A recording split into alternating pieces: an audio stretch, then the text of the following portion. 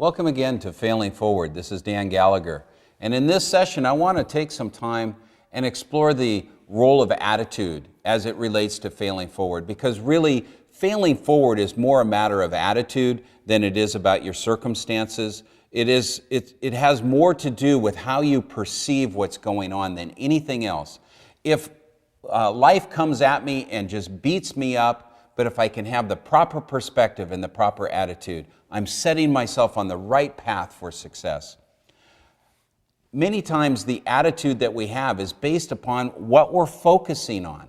And as we looked in the previous session, we discussed the focus. And as I mentioned the example of going to a movie with my wife and myself, seeing that movie in two different perspectives.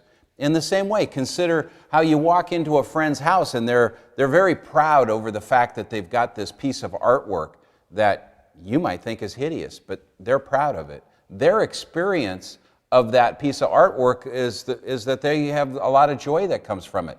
Or people that drive two completely different cars. My friend would never drive the kind of car I drive, nor would I drive the kind of car he has. If I had to drive that kind of car, I would have a terrible experience because it's based on my perspective. It's based on my taste. But my perspective, in many times, is determining my attitude. There's another thing that I think affects our attitude a lot that we don't pay quite so much attention to, and that's who you hanging with. Who are your friends? What are the comforters that you're putting around them? What are your relationships like? Are you in relationships where you're surrounding yourself with miserable comforters like Job was? Or are you surrounding yourself in relationships where your relationships are nourishing to you? They're encouraging, they're edifying. Or are you just someone that's just not even looking at the kind of relationships? Because I believe that the types of relationships or friendships that we have affect our attitude to a large degree. I'd like you to go to 1 Corinthians chapter 15, and I'd like just to read this section because this really hit me in a deep way once when all of a sudden I read the Word of God and I realized that a lot of the problems I was experiencing concerning my attitude were because of the people that I was hanging out with. In 1 Corinthians 15:33, do not be misled. Bad company corrupts good character. Come back to your senses as you ought and stop sinning. For there are some who are ignorant of God. I say this to your shame. Now, I don't have enough time in this session to develop this, but just consider bad company corrupts good character. I would like to say that good character will help influence bad character too. If I've got good company that I'm surrounding myself with, I've noticed that I improve in the kind of person that I am. I notice that when I'm with encouraging people, people that are optimistic and have good outlooks, it affects me and I come up to them. Whereas when I hang out with people that are troublemakers, it's usually not too long of time before I'm going to get myself in trouble. There was a situation a number of years ago where I was at work and I really did like my job. It wasn't without its challenges. I was in the construction trades and a lot of times that's hard and heavy labor. But there were a couple people on the crew that were always finding a problem. They were finding a problem with the boss. They were finding problems with the work conditions. They were finding problems with their pay. No matter what it was, there was dissatisfaction and malcontent that they were sowing. The more I hung out with them and the more I listened to them, the more discouraged and the more dissatisfied I became with my job. Now what changed? Nothing changed. The circumstances were the same. The job was the same. My perspective was being shifted because of their influence upon me. I got enrolled in it. And at one point, I remember even confronting the boss, going off, when something came up. I lost my temper or did something. It created a lot of problems for me. I've learned to have to establish boundaries, to set limits on what I allow other people to influence me. I remember a number of years ago where I had another friend who was a constant source of irritation in my life. I've now learned to limit how much I let those people into my life. I don't want to be in relationships that are always draining or toxic to me. I want relationships that are encouraging. And as I've focused on that and developed those simple rules for my life, My attitude has changed in a lot of situations. If I put a needle or a pin on your chair, like, ouch, you sit down and you prick yourself. How many times are you going to sit in that chair before you finally decide to turn around and look and search for that needle? If you had a rock in your shoe, the smallest little pebble, you've all felt that. I felt that. I get it in my sandal or my shoe, my tennis shoe.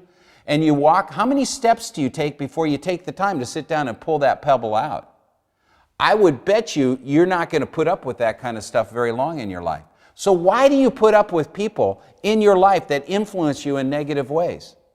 I'm going to tell you right now, if you want to change your attitude, if you want to change your perspective, you're going to need to learn how to hang out with good people. People that are encouraging, nurturing, edifying, people that will build you up, people that will praise you for the good things in your life, and people that will confront you for the negative things that you need to change in your life. That's the kind of influence I want, because I want my focus to be different.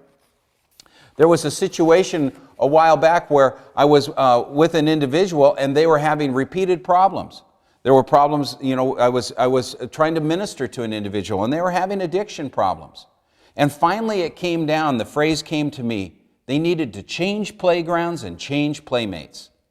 Sometimes in life it's going to take that much of a drastic change. If that's what you have to do to get yourself out of a negative situation, then you're going to have to learn to change playgrounds and change playmates.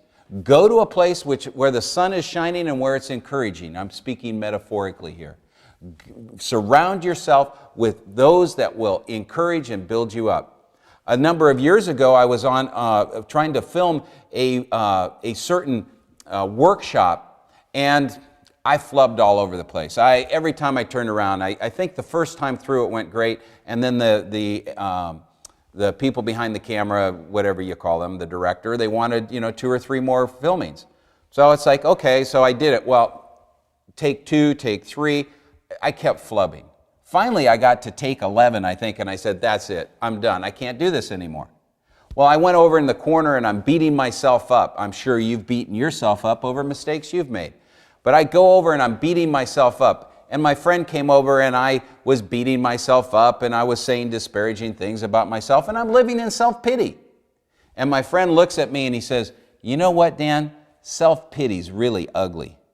The fact of the matter is that was an encouraging relationship. He confronted me on the things in life where I needed to be confronted. He spoke words in such a way as he didn't tear me down, but he just said, Dan, look at what you're doing. Come on. And I had to decide that, granted, I made a couple mistakes, but I can do this. Those are the kind of people that you want in your life. Proverbs chapter 11:14 says, for lack of guidance, a nation fails. It says it falls. For lack of guidance, a nation falls. But many advisors make victory sure. I love the translation in the King James. Where no counsel is, people fall. But in the multitude of counselors, there is safety. I'm telling you, a great lesson here. If you want to change your attitude, surround yourself with a multitude of counselors and you will find safety. You will find nurturing relationships that help you to change your attitude. Change the playground, change your playmates. If that's what you need to do, establish boundaries for yourself. Do whatever it takes. But if you learn to adjust your focus, to change your attitude, and to a large degree, the playmates in your playground will affect you.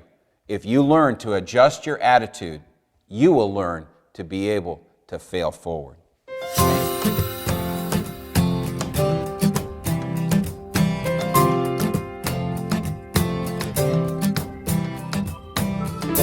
Some days I forget that I'm free, and sometimes my feet don't want